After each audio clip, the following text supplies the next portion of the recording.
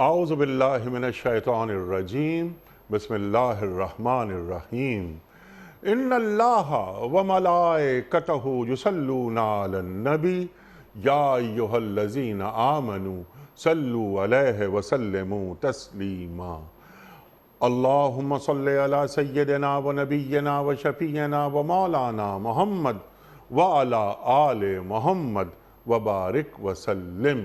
محترم خواتین و حضرات، السلام علیکم۔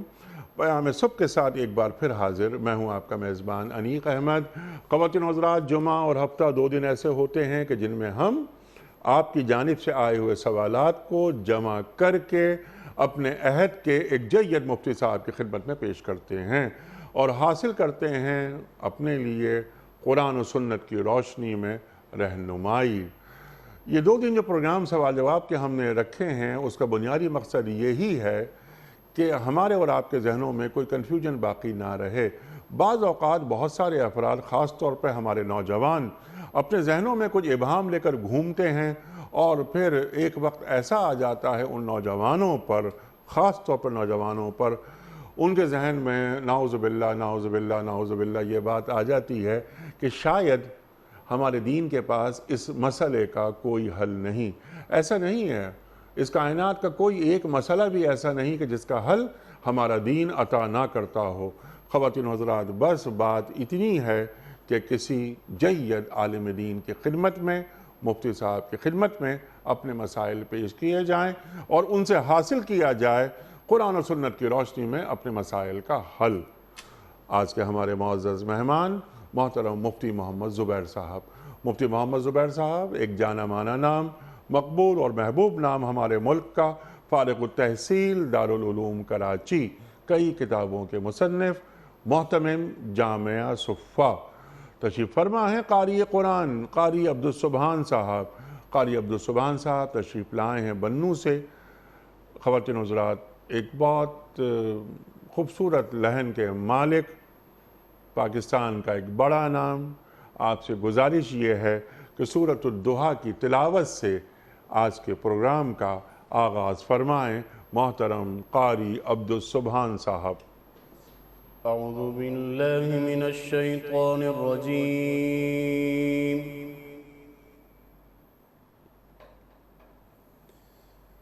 بسم اللہ الرحمن الرحیم۔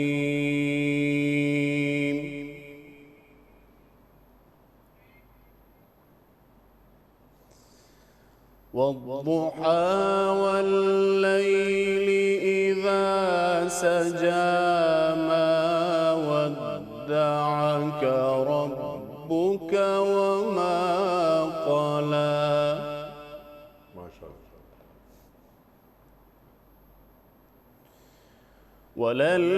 وللآخرة خير لك من الأولى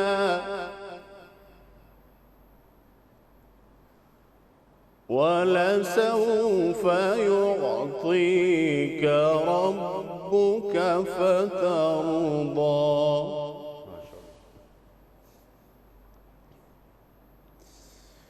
بسم الله الرحمن الرحيم والضحى والليل إذا سجى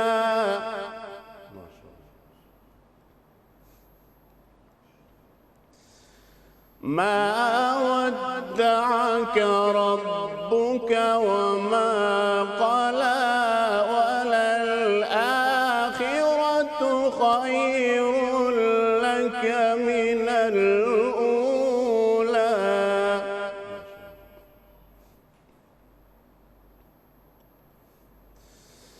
والضحى والليل إذا سجى ما ودعك ربك وما قلى وللآخرة خير لك من الأولى ولسوف يعطيك ربك فترضى سبحان اللہ سبحان اللہ. ألم يجدك يتيما فآوى ووجدك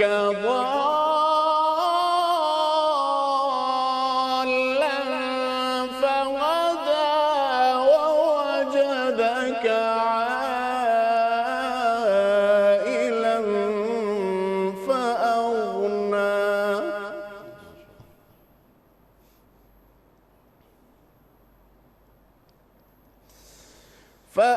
فأما اليتيم فلا تقهر وأما السائل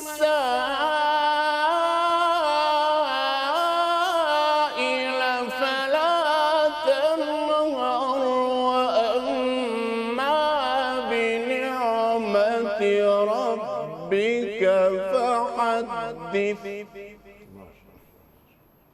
سبحان اللہ سبحان اللہ. وأما بنعمة ربك فحدث صدق الله العظيم. جزاک اللہ قاری صاحب. سبحان اللہ سبحان اللہ سبحان اللہ سبحان اللہ. قاری عبدالسبحان صاحب نے سورۃ الضحیٰ کی تلاوت کی سعادت حاصل کی. ترجمہ پیش کر رہا ہوں. قسم ہے روز روشن کی اور رات کی جبکہ وہ سکون کے ساتھ طاری ہو جائے. اے نبی صلی اللہ علیہ وآلہ وسلم، آپ کے رب نے آپ کو ہرگز نہیں چھوڑا اور نہ وہ ناراض ہوا، اور یقیناً آپ کے لیے بعد کا دور پہلے دور سے بہتر ہے، اور عنقریب آپ کا رب آپ کو اتنا دے گا کہ آپ خوش ہو جائیں گے. کیا اس نے آپ کو یتیم نہیں پایا اور پھر ٹھکانہ فراہم کیا، اور آپ کو ناواقف راہ پایا اور پھر ہدایت بخشی، اور آپ کو نادار پایا اور پھر مالدار کر دیا.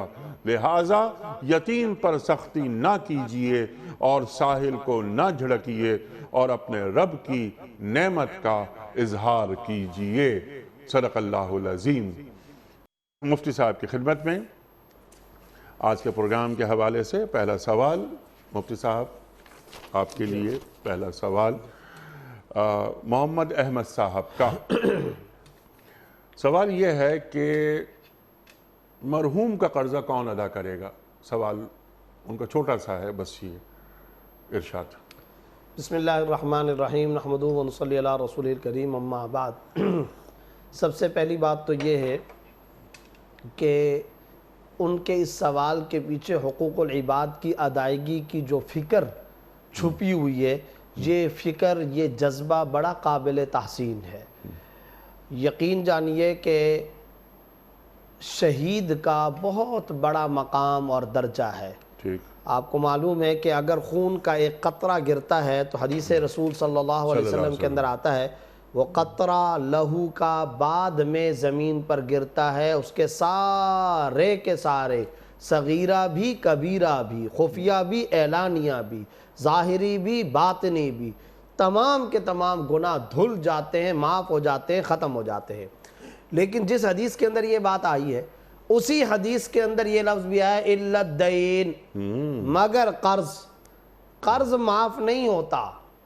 اور آپ حیران ہوں گے انیق صاحب، آپ صلی اللہ علیہ وسلم سے متعدد مرتبہ یہ بات احادیث کے اندر ثابت ہے کہ جب کسی کا جنازہ سامنے آتا تھا تو سرکار دو عالم صلی اللہ علیہ وسلم ارشاد فرمایا کرتے تھے کہ اس کے اوپر کسی کا قرضہ تو نہیں ہے. اگر کہا جاتا جی قرضہ ہے تو پھر آپ صلی اللہ علیہ وسلم اگلا سوال یہ فرماتے تھے کہ کیا اس نے کوئی مال و متاع چھوڑا ہے؟ کیا ایسا ترکہ، ایسی جائیداد، ایسا پیسہ چھوڑا ہے کہ اس کا قرضہ ادا کیا جا سکے؟ اور پھر بعض اوقات وہاں پر موجود ورثاء کو بلا کر کے پوچھا کرتے تھے کہ کیا تم ذمہ داری لیتے ہو، تم اس بات کی ضمانت لیتے ہو کہ تم مرحوم کا قرضہ ادا کرو گے؟ اب آپ اندازہ لگائیے انیق صاحب، یہ سب سوال و جواب ہونے کے بعد جب اطمینان ہو جاتا تھا کہ مرحوم کا قرضہ ادا کیا جائے گا، چکایا جائے گا، پھر آپ صلی اللہ علیہ وسلم نماز جنازہ ادا فرماتے. لیکن بڑی عجیب بات یہ ہے کہ جب آپ صلی اللہ علیہ وسلم سوال کرتے اور اگر آگے سے یہ پتہ چلتا کہ اس نے قرضہ چھوڑا ہے، اس کے اوپر قرضہ ہے، یہ مقروض ہے اور کوئی مال اس نے نہیں چھوڑا یا کوئی قرضہ ادا کرنے والا نہیں، تو آپ صلی اللہ علیہ وسلم فرمایا کرتے تھے صحابہ کرام کو صلو علی صاحبکم، تم اپنے ساتھی پر نماز پڑھ لو، خود آپ صلی اللہ علیہ وسلم ایک طرف کو ہٹ جایا کرتے تھے۔ جی ذرا آپ اندازہ لگائیے انیق صاحب، سن لینا کہہ لینا بڑا آسان ہے، سرکار دو عالم صلی اللہ علیہ وسلم موجود ہوں اور جنازے کی صفیں بندھی ہوئی ہوں اور آپ صلی اللہ علیہ وسلم جنازہ پڑھانے سے انکار کر دیں، یہ کتنا خسارہ اور گھاٹے کا معاملہ ہوگا، اور یہ ایک مومن کے لیے، ایک مسلمان کے لیے کتنے دکھ کا اور صدمے کا مقام ہوگا۔ آپ صلی اللہ علیہ وسلم علیحدہ ہو گئے کہ میں نماز جنازہ نہیں ادا کروں گا، صلو علی صاحبکم، تم لوگ اپنے ساتھی پر نماز جنازہ ادا کروا لو اور جنازہ پڑھ لو۔ تو اب معاملہ یہ ہے کہ قرضہ اتنا سینسٹیو ایشو ہے، اتنا خطرناک معاملہ ہے، انسان کو اپنی زندگی کے اندر معاملات مالیہ کو صاف رکھنا چاہیے۔ مالی معاملات کو صاف نہ رکھنا یہ آج کے دور کے مسلمان کا سب سے بڑا المیہ ہے۔ ہم نے اسلام کے تصور میں کجی پالی ہوئی ہے، فہم اسلام کا تصور ناقص ہے۔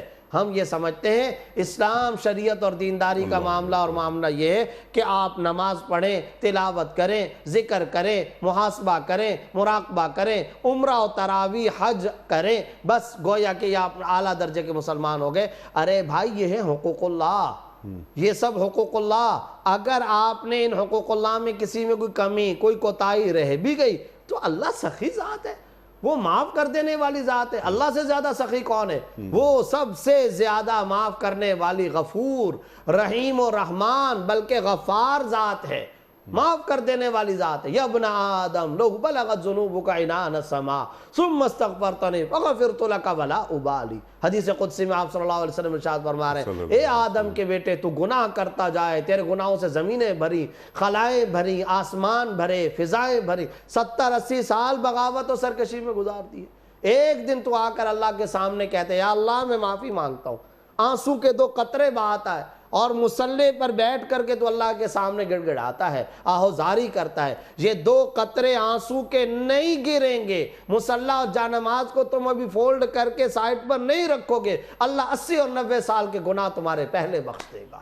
اور ایک روایت میں آ رہا ہے ان اطیتنی لیلا فقبلت، رات کی تاریکی میں تم آؤ گے تو بھی قبول کر لوں گا، دن کے اجالوں میں وَإِنْ أَتَيْتَنِي نَهَارًا فَقَبِلْتُ، دن کے اجالوں اور روشنیوں میں آؤ گے میں تمہیں پھر بھی قبول کر لوں گا، جب آؤ گے قبول کر لوں گا۔ اچھا ایک اور عجیب حدیث سے مجھے یاد آ گئی انیق صاحب، وہ حدیث آپ صلی اللہ علیہ وسلم نے عجیب بیان فرمائی، پیاز کی مثال دی ہے۔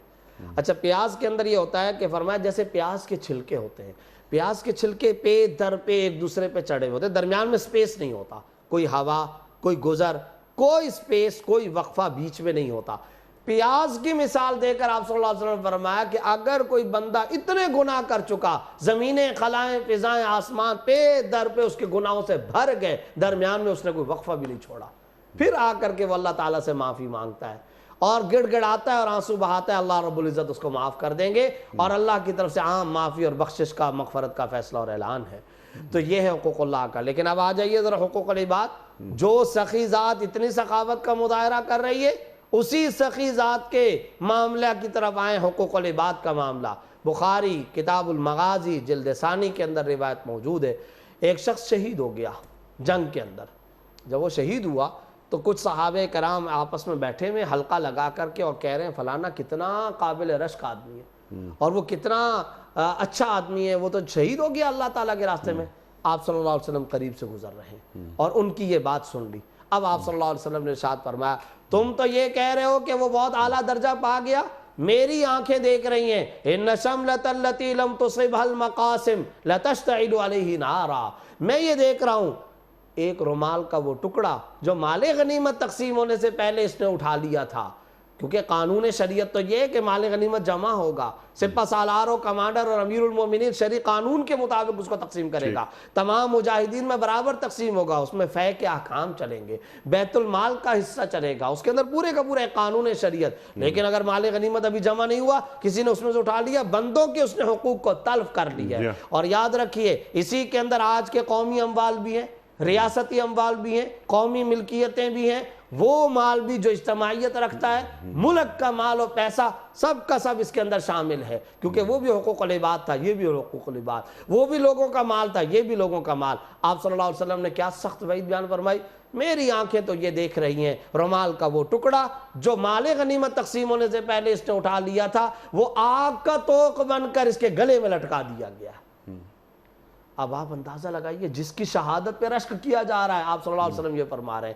ایک صحابی ہے، اس نے یا رسول اللہ میں بوٹ کا جوتے کا تسمہ ایک تھا دوسرا نہیں تھا، مال غنیمت تقسیم ہونے سے پہلے میں نے اٹھا لیا، فرمایا شراکن او شراکان من النار، ایک تسمہ یا دو تسمے، اب یہ تمہارے پیر کی آگ کی جہنم کی بیڑی بن کر کے تمہارے پیروں کے اندر لٹکائی جائیں گی، لگائی جائیں گی۔ اللہ ایک شخص ہے، اس نے کہا کہ گھوڑا بھاگ رہا تھا، میں نے رسی کے طور پر مال غنیمت کی تقسیم سے پہلے اٹھا، فرمایا حبال و حبالان من النار او کما جاء فی الحدیث، ایک تسمہ ہے یا ایک رسی ہے یا دو رسی ہیں، یہ آگ کے توق بن کر کے اب لٹکائے جائیں گے۔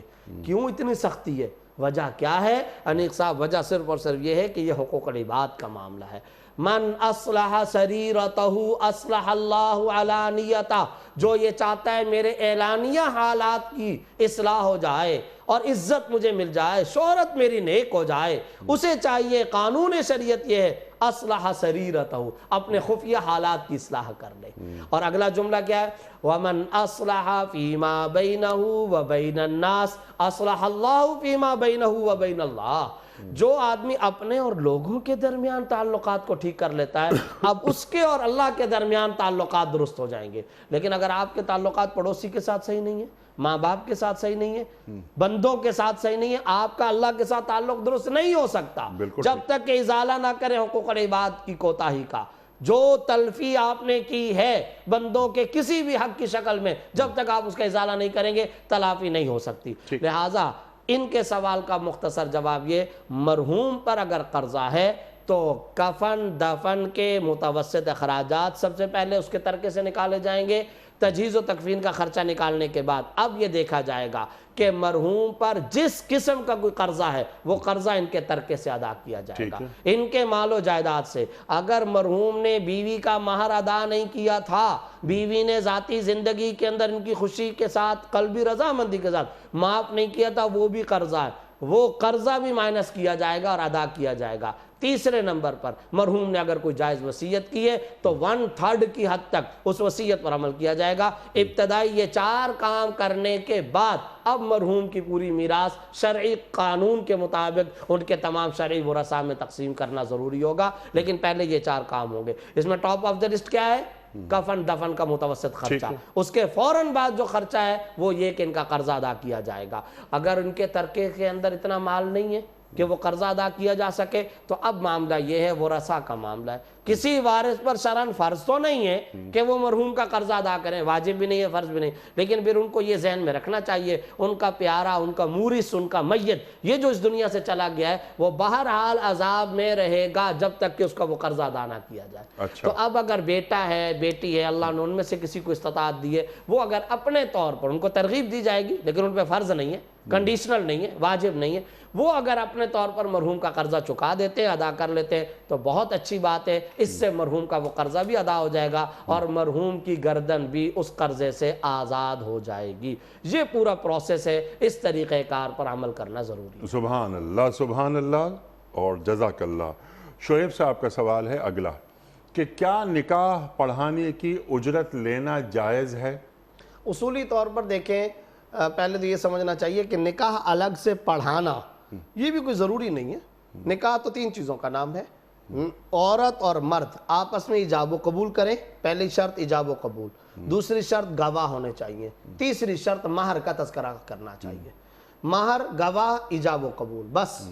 اب اگر بیچ میں کوئی قاضی ہی نہ ہو، کوئی نکاح پڑھانے والا مولوی صاحب ہی نہ ہو، نکاح پھر بھی ہو جائے گا۔ یہ ہمارے یہاں بعض لوگوں نے سمجھ رکھا ہے کہ نہیں جی جب تک مولانا صاحب نہ آئے، جب تک وہ رجسٹر نہ آئے، جب تک وہ باقاعدہ خطبہ نکاح نہ پڑھے نکاح نہیں ہوگا۔ ایسا کچھ بھی نہیں ہے، میں نے پہلے عرض کر دیا، پھر عرض کر رہا ہوں، گواہ، مہر، ایجاب و قبول، یہ 3 بنیادی شرطیں، نکاح ہو جائے گا۔ البتہ خطبہ نکاح فرض نہیں ہے، واجب نہیں ہے، مگر سنت ضرور ہے۔ آپ صلی اللہ علیہ وسلم نے جب بھی نکاح پڑھایا تو ہمیشہ خطبہ نکاح ضرور ادا فرمایا، تو خطبہ نکاح ادا کرنا چاہیے۔ اس میں قرآن کریم کی آیات جو نکاح سے متعلق یا احادیث وغیرہ ان کا تذکرہ کرنا چاہیے اور ان کی تلاوت کر لینی چاہیے۔ برکت کا ذریعہ بھی ہے، مستحب بھی ہے، مندوب ہے، اور آپ صلی اللہ علیہ وسلم کا اسوہ اور آپ صلی اللہ علیہ وسلم کی سنت مبارکہ ہے۔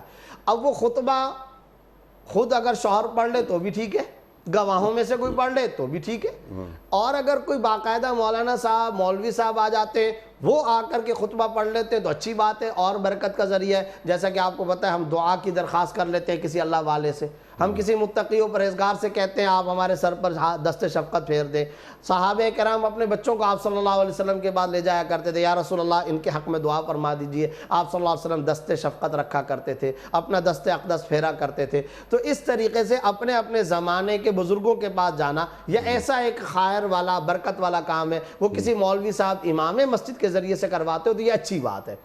اچھا، اب ذہن کے اندر رکھیں اس خطبے کے پڑھنے یا وہ جو امام صاحب مولانا صاحب ایجاب و قبول کروائیں گے کہ آپ نے کیا ان کو قبول کیا، کیا آپ نے قبول کیا، تم نے مجھے وکیل بنایا، میں نے تمہارا نکاح ان کے ساتھ پڑھ دیا، یہ جو وہ کلمات ادا کریں گے ان کی اجرت لینے کا شریعت میں کوئی تصور نہیں ہے۔ بھئی خطبہ تو ذکر ہے، اب ذکر کے کون سے پیسے ہوتے ہیں؟ خطبہ نکاح ذکر ہے، تلاوت آیتیں پڑھی، حدیثیں پڑھی، اس میں لہذا ان کے کسی قسم کے معاوضے اور اجرت کا شریعت میں کوئی تصور نہیں۔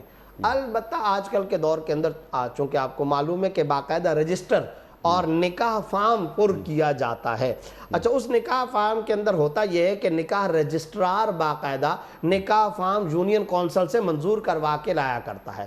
اچھا، جب وہ لے کر کے آتا ہے تو شریعت نے تو کوئی لازم نہیں کیا تھا کہ آپ نکاح فارم فل کریں، اور نہ ہی یہ کوئی ضروری تھا 4 پرت آپ اور کرتے رہیں، اور وہ اچھا خاصا کام ہوتا ہے۔ پھر آپ اس کو منظور کروانے کے لیے یونین کونسل کے آفس جائیں، تو چونکہ ہمارے معاشرے اور رواج کے اندر یہ کام مولانا صاحب کے ذمہ ہوتا ہے، مولوی صاحب یہ کام عام طور پہ کرتے ہیں اور وہی نکاح رجسٹرار بنتے ہیں، تو ان کاموں کی فارم کو فل کرنے کی یونین کونسل کے دفتر میں رجسٹرڈ کروانے کی اگر وہ کوئی اجرت لیتا ہے تو یہ اجرت ناجائز نہیں ہے، وہ اجرت لے سکتا ہے۔ اس طرح کی اجرت مقرر کرنا بھی جائز ہے اور وہ اجرت وصول کرنا، دینا، لینا شرعاً جائز ہے۔ لیکن میں وضاحت کر چکا ہوں یہ ذکر کی اجرت نہیں ہوگی، خطبہ نکاح و ایجاب و قبول کی اجرت نہیں ہوگی، یہ اس فارم کی اور اس قانونی لیگلی فیس کی جو اجرت ہوتی ہے یہ وہ اجرت ہوگی۔ اس کے علاوہ ذکر وغیرہ خطبہ نکاح کی کوئی اجرت نہیں ہوگی۔ اس طریقے سے اگر کوئی نکاح خواہ پیسے لیتا ہے، شادی والے یا دولہا والے پیسے دیتے ہیں تو یہ شرعاً جائز ہے، اس میں کوئی حرج نہیں ہے۔ ٹھیک ہے، لیکن اجرت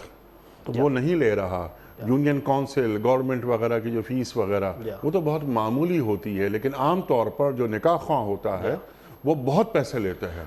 ہاں، یہ بات بھی ذہن میں ہے، لیکن اس میں اگر باہمی رضامندی سے طے ہو جائے، مثال کے طور پہ سروسز تو فراہم کر رہا ہے نا، وہ سروسز یہ فراہم کر رہا ہے کہ بہرحال وہ 4 فارم پر کرے گا، بہرحال اس نے اپنے آپ کو رجسٹرڈ کروایا ہوا ہے، بہرحال اس نے یہ کام کیا ہے کہ وہ آفس جاتا ہے، پھر ان کا ریکارڈ مینٹین کرتا ہے، پھر اس ریکارڈ کے مطابق اس پر قانوناً یہ لازم ہے کہ یہ 4 پرتوں میں سے ایک دولہا کے لیے، ایک دلہن کے لیے، ایک پرت اپنے پاس اور ایک دفتر کے اندر جا کر کے جمع کرائے گا، اور اس کا ایک لمبا چوڑا ایک پروسیس بہرحال ہوتا ہے۔ لہذا اگر وہ اس کی اجرت لیتا ہے تو صحیح ہے، لیکن اس میں یہ بات آپ کی درست ہے اور میں بھی اس کی تائید کرتا ہوں۔ ہم جب یہ بات کرتے ہیں اور بار بار یہ نعرہ لگاتے ہیں کہ نکاح آسان ہونا چاہیے، خرچے کم ہونے چاہیے، تو پھر اتنی لمبی چوڑی اجرت بھی نہیں لینی چاہیے۔ ویسے عام طور پر دیکھنے میں یہ آیا کہ ہمارے ہاں لوگ بھی بہت ہوشیاری کرتے ہیں، وہ یہ کہ ساری چیزوں پر تو خوب خرچ کرتے ہیں، لیکن جب نکاح خواہ کی کوئی اجرت دینے کا معاملہ آتا ہے تو وہ 1000 2000 4000 روپے تک دے دیا کرتے ہیں۔ بہرحال جو شرعی پوزیشن ہے وہ یہی ہے جو میں نے آپ کے سامنے جو آپ نے بیان فرما دی۔ عادل صدیقی صاحب کا سوال ہے، وہ یہ کہتے ہیں کہ مفتی صاحب آپ حضرات اپنے پروگرام میں ہمیں یہ بتاتے ہیں کہ دکاندار جب بھی کوئی چیز بیچے اور اس چیز میں کوئی عیب ہو تو اسے بتائے، ہم نے تو آج تک یہ نہیں دیکھا نہ سنا کہ عیب بتایا گیا ہو۔ میری عمر 50 سال ہو گئی ہے، آپ یہ فرمائیے کہ بیچی ہوئی چیز ہمارے یہاں واپس بھی نہیں لی جاتی، کیا یہ خلاف دین نہیں ہے؟ دیکھیں بات یہ ہے کہ یہ جو انہوں نے کہا کہ اتنی عمر ہو گئی ہے اور آج تک ان کے سامنے کوئی ایسا نہیں آیا کہ یہ چیز کے عیب کو بیان کرتے ہوں یا انہوں نے سنا ہو، تو یہ شامت اعمال ہے ہماری، ہم بہت غلط کرتے ہیں، ہم ناجائز کام کرتے ہیں۔ اور اسلام کا شریعت کا جو مزاج اور حکم ہے وہ یہی ہے کہ اگر آپ چیز بیچ رہے ہیں تو اس کا عیب بیان کریں. ٹھیک ہے. آپ حیران ہوں گے کہ آپ صلی اللہ علیہ وسلم نے یہ ارشاد فرمایا کہ اگر کوئی چیز بیچتا ہے اور عیب چھپاتا ہے تو اس چیز کی خرید و فروخت کی برکت اٹھا لی جاتی ہے. اللہ ایک حدیث کے اندر واقعہ بیان کیا گیا ہے، اس کے اندر باقاعدہ آپ صلی اللہ علیہ وسلم ایک جگہ پر گئے اور بوری کے اندر گندم رکھی ہوئی ہے، اور وہ جو بوری کے اندر گندم رکھی ہے تو آپ صلی اللہ علیہ وسلم نے اپنا ہاتھ مبارک دست اقدس اس میں داخل فرمایا. جب ہاتھ مبارک داخل فرمایا تو گندم کا جو اوپر کا حصہ تھا وہ خشک ہے، ٹھیک ہے، اچھا ہے. جیسے ہی نیچے ہاتھ گیا تو وہ سارا گیلا ہے اور وہ گندم اندر سے خراب تھی. تو آپ صلی اللہ علیہ وسلم نے ارشاد فرمایا، بہت ناراضگی کا اور غصے کا اظہار فرما کر کے اس بیچنے والے تاجر کو بلایا اور فرمایا کہ یہ تم نے کیا کام کیا ہے؟ تو اس نے کہا کہ جی میں نے اوپر والا حصہ خشک ہے وہ خشک رکھا ہے نیچے والا. تو فرمایا تم نے اس کے الٹ کیوں نہیں کر دیا کہ جو خراب حصہ تھا، گیلا حصہ تھا، اس کو تم نے اوپر کیوں نہیں رکھا کہ جو خشک ہے اس کو الگ کر کے رکھ لیتے؟ گویا کہ تم عیب کو چھپا رہے ہو. تو فرمایا اللہ مٹا دیتے ہیں اس میں سے برکت کو مٹا دیتے ہیں. اللہ خیر اس سے اٹھ جاتی ہے، تجارت سے خیر اور بزنس سے برکت اٹھ جاتی ہے، رحمت نہیں متوجہ ہوتی. اور پھر بعض اور احادیث سے پتہ چلتا ہے کہ ایسا آدمی اللہ کی طرف سے لعنت شدہ ہوتا ہے، ملعون ہوتا ہے جو یہ کام کرے.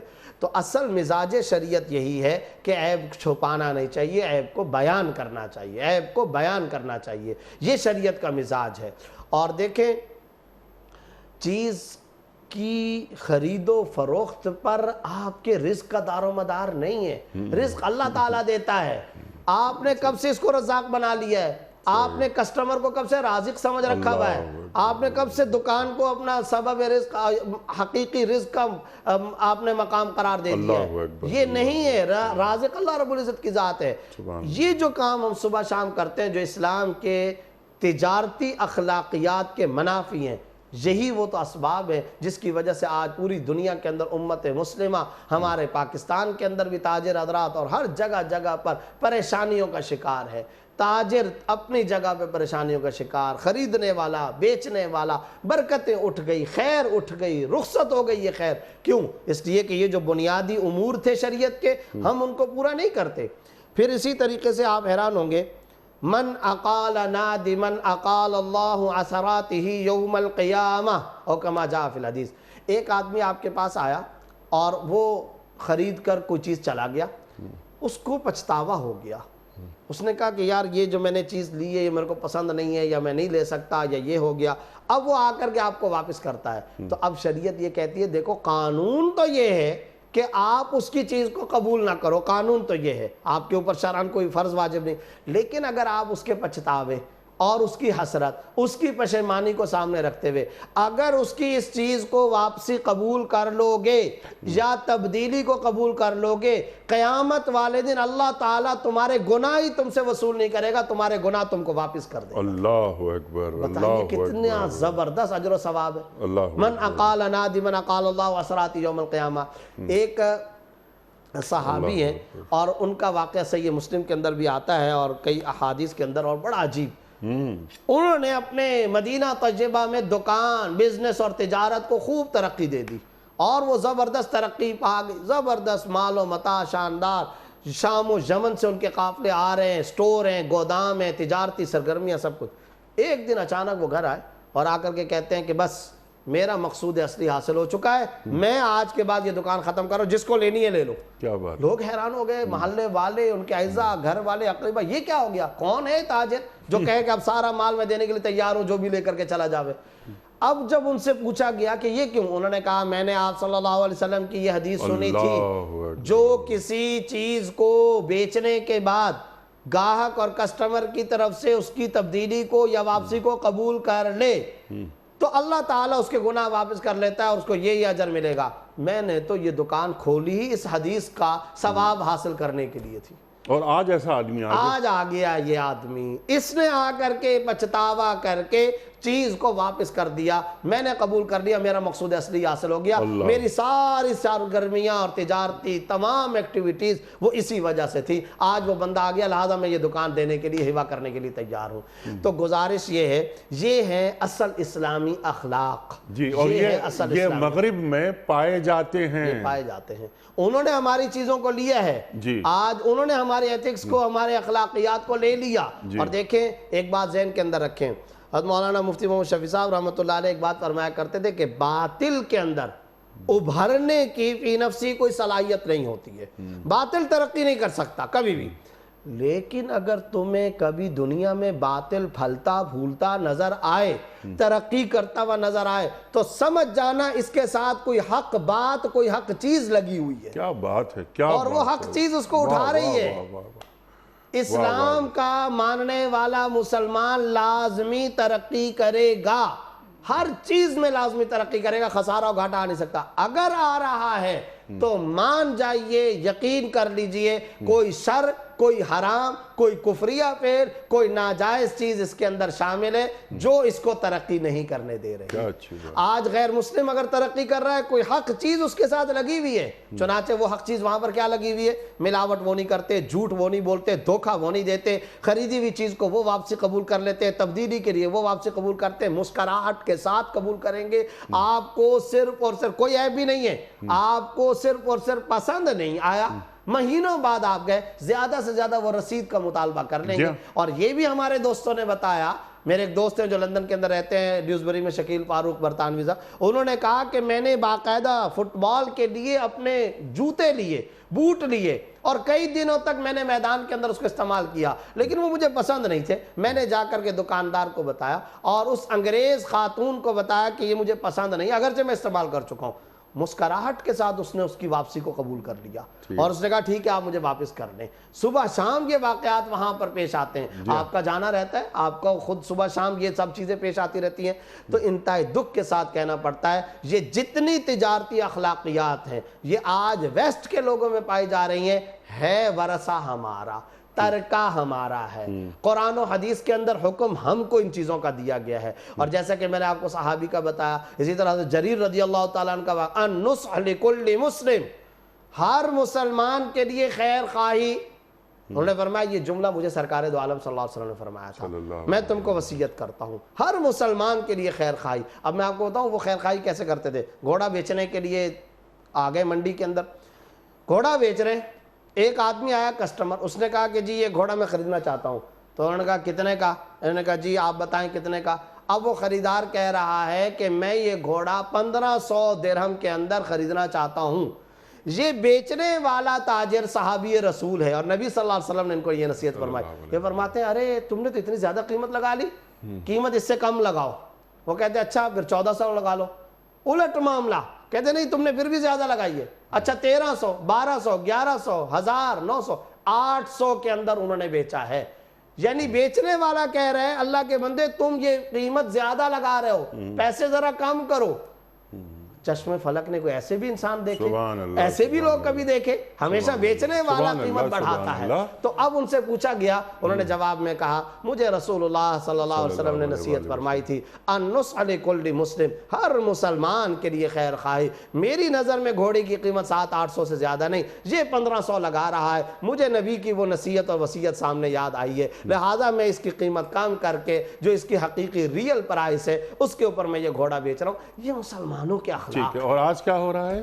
آج یہ جو سرمایہ دارانہ نظام، کیپٹلزم، اگر یہ قلم 100 روپے کا ہے اور میں 1000 کا بیچ دوں گا تو مجھے ایوارڈ ملیں گے، یہ فنکاری سمجھی، میرا باس مجھے انعامات دے گا، میری پروموشن کر دے گا۔ لیکن انسان کا استحصال کر کے میں 100 روپے کی چیز 1000 کی بیچ رہا ہوں۔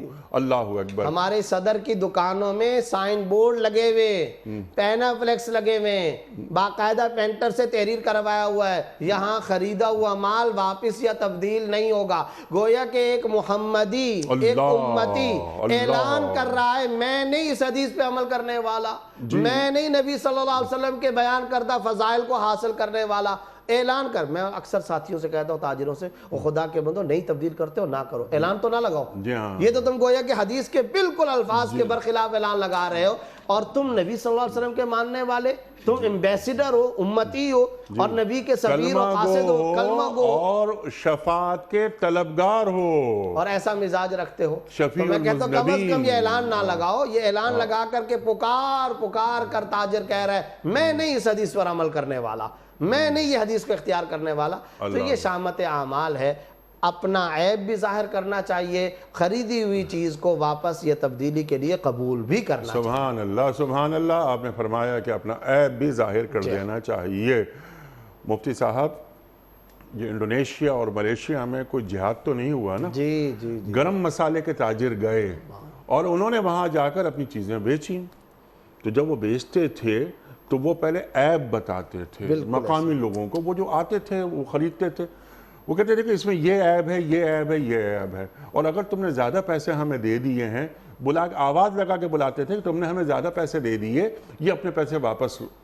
تو وہاں کے مقامی لوگ پوچھتے تھے کہ بھئی تم لوگ ہو کون, اپنا عیب خود بتاتے ہو پہلے اپنی چیز کا, پیسے واپس کرتے ہو بلا کر. ہم مسلمان ہیں تو پھر ہمیں بھی اپنا جیسا کر لو. بالکل صحیح. آج انڈونیشیا اور ملیشیا میں وہی لوگ, وہی تجار, وہی بزنس مین, وہ گئے اور وہ دین کے سفیر بن گئے. اللہ اکبر. ریالٹی یہی ہے, تاریخی حقیقت, یہ تاریخی حقیقت. اللہ اکبر. اور آپ نے کتنی بڑی بات فرمائی ہے کہ میں اللہ کے رسول صلی اللہ علیہ وسلم کی جو حدیث ہے اس کے خلاف لکھ رہا ہوں. اللہ اکبر. یہ بغاوت نہیں ہے تو اور کیا ہے کہ ایک چیز جو فروخت ہو گئی ہے میں اسے واپس نہیں لوں گا. اللہ کے رسول فرما رہے ہیں, بلکہ اللہ اکبر, جو آپ نے بات فرمائی کہ اگر اس نے واپس لے لی وہ چیز تو کیا ہوگا کہ گناہ اللہ بخش دے گا. اللہ اکبر. مفتی صاحب, کچھ ویڈیو کوسچن آپ کی خدمت میں. پہلا سوال. السلام علیکم. میرا مفتی صاحب سے سوال یہ ہے کہ میرے کوئی جاننے والے ہیں, وہ حج پہ گئے اور اس دوران ان کے کسی نے پیسے چوری کر لیے, تو کیا انہوں نے اس وجہ سے وہ پاکستان سعودیہ میں قربانی نہیں کرا سکتے, کیا وہ پاکستان میں قربانی کروا سکتے ہیں؟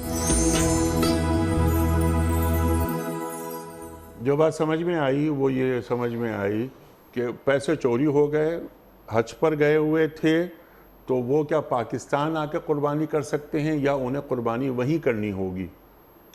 دیکھیں, اصل بات تو یہ ہے کہ یہ بات سمجھنی چاہیے کہ جو آدمی حج پر گیا ہوا ہے وہاں پر حج کی ایک تو قربانی کرنا لازم ہے, کیونکہ اگر حج تمتع ہے تو دم شکر ہے. تو جو وہاں پر آپ کو معلوم ہے مینا کے اندر قربانی کی جاتی ہے, ایک قربانی تو وہ ہے, وہ ہوتی ہے حج کی قربانی. دم شکر جس کو کہتے ہیں, وہ حج کا فریضہ ہوتا ہے, وہ کرنا تو بہرحال اس کو لازم ہے, وہ وہیں پر کرے گا.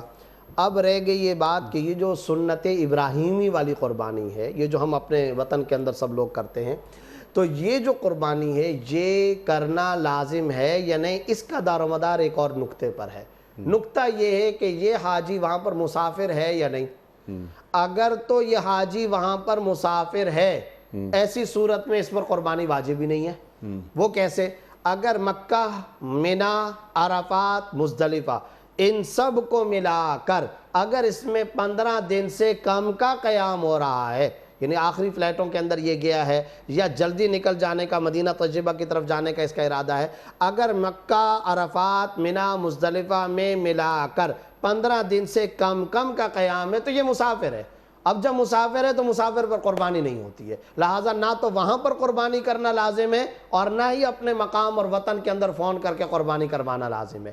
لیکن اگر صورتحال یہ کہ یہ وہاں پر پہنچ گیا 15 دن یا 15 دن سے زیادہ وہاں پر مقیم ہے, تو پھر ایسی صورت میں یہ مسافر نہیں رہا, اب یہ مقیم ہے. جب مقیم ہے تو یہاں فون کر کے, یہاں پر لوگوں کو مطلع کر کے قربانی کروانا لازم ہے. یہ ضروری نہیں ہوتا کہ یہ قربانی وہیں پر کرے, قربانی یہاں پر بھی کر سکتے, اور بے شمار ہزاروں لاکھوں حاجی وہاں پر قربانی کرتے ہیں اپنے حج والی, اور جو سنت ابراہیمی والی قربانی ہے وہ اپنے وطن کے اندر ہی کرایا کرتے ہیں. یہی طریقہ اختیار کرنا چاہیے. لیکن جو حج والی قربانی اس کے پاس پیسے ہی ختم ہو جی گئے، ہاں۔ چوری ہو گئے، جی جی۔ تو اب وہ حج والی قربانی کا کیا ہاں، ہوگا؟ اس میں یاد رکھیں کہ آپ کو معلوم ہے نا کہ پہلی بات تو یہ کہ وہ قربانی کرے. اچھا اگر قربانی نہیں تو وہیں پر پیسوں کا انتظام کرے، اور اگر وہ بھی نہیں ہو سکتا، آج کل تو خیر بہت آسان ہے یہ معاملہ، پیسے وصول کر لینا اور کرنا، اور اگر وہ بھی نہیں کر سکتا اس کے بعد اس کی بھی استطاعت نہیں ہے، تو پھر آپ کو معلوم ہے سورہ بقرہ کے اندر روزوں کا تذکرہ ہے. جو آدمی قربانی نہیں کر سکے گا تو پھر وہ دوسرے متبادل کی طرف آئے گا، اور وہ متبادل کیا ہے؟ 10 دنوں کے روزے رکھنے ہوں گے، تو وہ باقاعدہ روزے رکھے گا. اور وہ پاکستان آ کر بھی روزے رکھ سکتا ہے، ضروری نہیں کہ وہیں رکھے. ٹھیک ہے مفتی صاحب. اگلا سوال مفتی صاحب کے لیے. السلام علیکم مفتی صاحب، میرا سوال آپ سے یہ ہے کہ ذی الحج کے ابتدائی 10 دن کی زندگی ایک مسلمان کی زندگی میں کتنی اہمیت رکھتی ہے؟ مفتی صاحب کتنا بڑا سوال ہے یہ. اللہ اکبر. والفجر ولیال عشر. جی اللہ اکبر. یہ جو 10 دن ہیں ان کی غیر معمولی فضیلتیں احادیث کے اندر آئی ہیں، اور دیکھیے کہ ان ذی الحجہ کے 10 دنوں کے بارے میں باقاعدہ ایک شرعی استحبابی حکم، افضل حکم یہ بھی ہے کہ عام مسلمانوں کو بھی چاہیے کہ وہ حجاج کرام سے مشابہت اختیار کرے.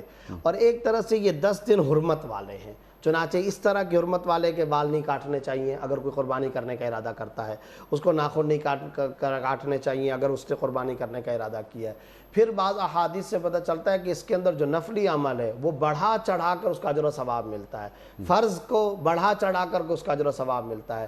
اور پھر ان 10 راتوں کی قرآن کریم کے اندر اللہ نے قسم کھا رکھی ہے، والفجر ولیال عشر. تو یہ باقاعدہ جتنے ایام ہیں ان ایام کے اندر نوافل کی، ذکر کی، روزے کی، تلاوت کی، فرائض کی، واجبات کی بہت زیادہ اہمیت ہے.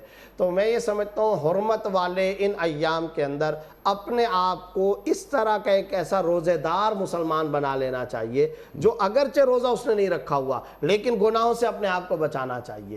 یہ 10 دن اس کی بقیہ زندگی پر بھی اثر انداز ہونے چاہیے. اور صحیح لکھا ایک بزرگ نے کہ یہ 10 دن حرمت کے ایام ہیں. وہ حاجی تو حالت احرام میں، تم بھی ایک حالت احرام کے اندر رہو، اور وہ حالت احرام کون سی ہے؟ گناہوں سے بچ کر کے محرم رہو. تمہاری محرمی کی حالت رہنی چاہیے کہ تم کسی قسم کے گالم گلوچ کی طرح، فسق و فجور کی طرح متوجہ نہ ہو، بلکہ اپنے آپ کو حرمت کے اندر، ایک حرمت کا پورا پیکج ہے، اس پیکج کے اندر مقید اور محدود کر کے رکھو. یہ 10 دن اس طریقے سے گزارنے چاہیے یہاں تک کہ اللہ رب العزت عید الاضحیٰ کا دن عطا فرما دیں. تو عید الاضحیٰ کے موقع پر قربانی کرو، جو گویا اب تک جو آپ نے روزہ رکھا تھا وہ قربانی کا جو گوشت ہے اس سے آپ نے روزے کو افطار کرایا ہے. تو یہ ایک تمثیل ہے جو شریعت اسلامیہ کے اندر پتہ چلتی ہے. اس لیے ان 10 دنوں کے اندر جتنا ہو سکے اشراق کا، نفل نمازوں کا، تہجد کا، روزوں کا اہتمام کرنا چاہیے. اور کوئی چیز اس میں سے فرض اور واجب نہیں ہے. جس کو اللہ تعالیٰ جتنی نیکی کا موقع عطا فرما دے وہ اتنی نیکی اور حسنات کو اختیار کرے. سبحان اللہ سبحان اللہ. ایک سوال آپ کی خدمت میں، اس سوال کے ذیل میں سرکار دو عالم صلی اللہ علیہ وآلہ وسلم نے ان 10 دنوں کے علاوہ کسی اور دن کی یا ان دنوں کی اہمیت ان 10 دنوں کے مقابلے میں بیان فرمائی ہے؟ ان 10 کے علاوہ اور کوئی دن نہیں ہے، سارے کے سارے رمضان کے ایام. اور پھر اس کے بعد اگر کوئی اہمیت والے دن، حرمت والے دن بیان کیے تو وہ یہ 10 دن ہیں.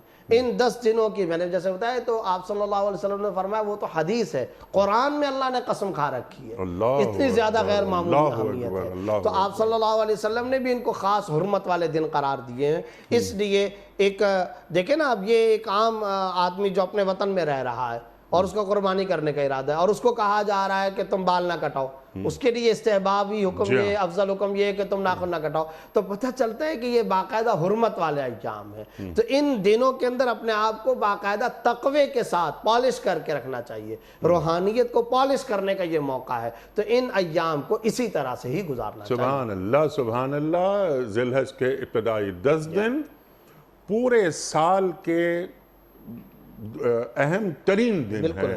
یہ اللہ کے رسول صلی اللہ علیہ وآلہ وسلم فرما رہے ہیں. سبحان اللہ سبحان اللہ. مفتی صاحب آج کے پروگرام کا آخری سوال ہم رکھتے ہیں آپ کی خدمت میں. السلام علیکم مفتی صاحب، میرا سوال یہ ہے کہ کیا زندہ شخص کے لیے عمرہ کیا جا سکتا ہے؟ کیا زندہ شخص کے لیے عمرہ کیا جا سکتا ہے؟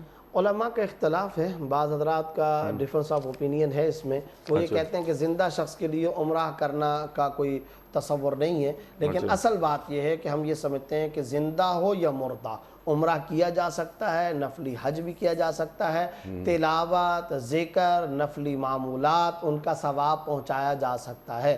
لہٰذا اگر آپ کسی زندہ شخص کے لیے طواف کرتے ہیں تو بالکل کر سکتے ہیں، اس کا ثواب آپ پہنچا سکتے ہیں، عمرہ کرنا چاہتے ہیں تو عمرہ بھی کر سکتے ہیں، تلاوت کرنا چاہتے ہیں تو کر سکتے ہیں، جیسے کہ انسان دعا ہے تو دعا بھی تو ایک عمل ہے، دعا آپ زندہ مردہ سب کے لیے کرتے ہیں، رب اغفر لی ولی والدی وللمؤمنین یوم یقوم الحساب، تو کوئی ضروری تو نہیں ہے کہ والدین مر چکے ہوں، بلکہ وہ بھی زندہ ہو سکتے ہیں۔ تو جیسے دعا ایک عمل ہے، اسی طریقے سے زندہ کے لیے عمرہ کرنا، یہ عمرہ بھی ایک عمل ہے، تو چاہے کوئی زندہ ہو یا کوئی مردہ، طواف اور عمرہ آپ ان کے لیے کر سکتے ہیں، ثواب پہنچا سکتے ہیں۔ لیکن اس کے لیے پہلے اپنا عمرہ ضرور ہے۔ ظاہر ہے وہ تو پہلے جب جائے گا تو پہلے اپنا عمرہ کرے، اور اپنا عمرہ کرنا سنت مؤکدہ ہے۔ جی۔ جب تم وہاں پر پہنچے ہو، جب گئے ہو تو پھر آپ کو تو حالت احرام میں جانا ضروری ہے، بغیر حالت احرام کے تو جا نہیں سکتے۔ اب اس حالت احرام سے کیسے نکلو گے؟ یہی کہ تم عمرہ کرو یا حج کرو یا عمرہ کرو، تو پہلے اپنا عمرہ کرے، اس کے بعد پھر اللہ تعالیٰ موقع عطا فرمائے تو زندہ یا مردے کے لیے آپ عمرہ کر سکتے ہیں۔ سبحان اللہ، سبحان اللہ۔ مفتی صاحب آپ کا بڑا شکر گزار، آپ تشریف لائے۔ خواتین حضرات، اللہ تعالیٰ ہمارے علماء کو سلامت رکھے، تشریف لاتے ہیں، اور آپ دیکھیے کیسے کیسے زاویے، علمی زاویے مفتی صاحب نے عطا فرمائے۔ ہم نے انٹرو میں بھی ایک بات کہنے کی کوشش کی تھی کہ ہمارے دین کے پاس دنیا کے ہر مسئلے کا حل موجود ہے، بس ضرورت اس بات کی ہے کہ ایک عالم دین کی خدمت میں حاضر ہوا جائے اور ان سے قرآن و سنت کی روشنی میں اپنے لیے رہنمائی لی جائے۔ ہمارے کچھ نوجوان کنفیوز ہو جاتے ہیں یا انہیں کنفیوز کر دیا جاتا ہے۔ خواتین و حضرات، ہمارا دین دین مکمل ہے۔ الیوم اکملت لکم دینکم واتممت علیکم نعمتی ورضیت لکم الاسلام دینا۔ دین مکمل ہے، حالات اور واقعات بدلتے رہتے ہیں، لیکن ذہن انسانی کی امامت تا قیامت قرآن کریم کرتا رہے گا۔ قاری عبدالسبحان صاحب، میں آپ کا بڑا شکر گزار، آپ تشریف لائے، اور انشاءاللہ آپ بعد میں بھی آتے رہیں گے ہمارے پروگرام میں۔ وقت مکمل ہوا ہمارے آج کے پروگرام کا۔ آپ اور ہم جانتے ہیں کہ پیام صبح کا اختتام ہوتا ہے روزانہ ایک قول پر، اور وہ قول ہوتا ہے صاحب نہج البلاغہ امیر المومنین حضرت علی مرتضیٰ کرم اللہ وجہہ کا۔ آپ فرماتے ہیں کہ سب سے بڑی ثروت عقل و دانش ہے، اور سب سے بڑی ناداری حماقت اور بے عقلی ہے۔ سب سے بڑی ثروت عقل و دانش ہے، اور سب سے بڑی ناداری حماقت اور بے عقلی ہے۔ سبحان اللہ، سبحان اللہ۔ اپنے میزبان انیق احمد کو کل تک کے لیے اجازت دیجیے۔ خدا حافظ۔